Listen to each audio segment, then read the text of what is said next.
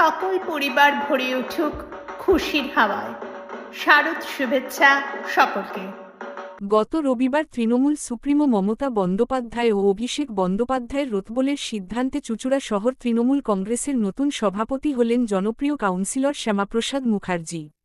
নতুন দায়িত্ব ঘোষণার পর চুঁচুড়া বড়বাজার তৃণমূল কার্যালয়ে প্রাক্তন মন্ত্রী তথা সপ্তগ্রামের বিধায়ক তপন দাশগুপ্ত, প্রাক্তন কাউন্সিলর গোবিন্দ দাশগুপ্ত সহ দলের কর্মীরা তাকে সম্বর্ধনা জানান।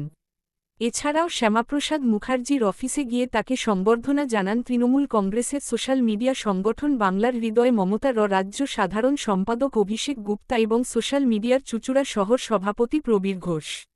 শ্যামাপ্রসাদ মুখার্জি জানান, সংগঠনকে আরও শক্তিশালী করা ও কর্মীদের সঙ্গে একযোগে কাজ করাই তার প্রথম লক্ষ্য। নিজস্ব সংবাদদাতা চুঁচুড়া নিউজ। সেই দায়িত্ব নিশ্চয়ই পালন করব। আজকে আমি একটা কথা বলি, আমি যখন মমতাদির সভাপতি, আমি তখন এখানে সভাপতি ছিলাম। মমতাদির সাথে আমি দল করেছি। আর আমার এটা খুব বিশেষ যে পাওনা সেটা নয়, মমতাদি এখানে দেখেছে বিধানসভায় আমরা হারাচ্ছি, মমতাদি অভিষেক ভাই দেখেছে, তাই তারা চিন্তা করেছে পুরনো ছেলে যে সংগঠন বোঝে তাকে আবার পুনরায় নিয়ে আসার জন্যে। তারা যেটা এনেছে আমি সেই তাদের মুখে যাতে নিয়ে আসার যে একটা প্রচণ্ড চেষ্টা করেছে, তারা আশা করছে আমার কাছ থেকে, আমি সেই আশার ফল আমি করবই। কারণ এই ওয়ার্ডে আমরা 14টা লোকসভায় 14টা ওয়ার্ডে আমরা হারাচ্ছি।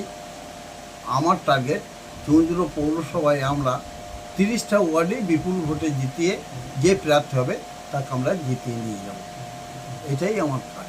আর আপনি দায়িত্ব পেয়েছেন, কেমন লাগছে আপনার? খুব সুন্দর লাগছে, পুরনো ছেলেরা সবাই আসছে, এসে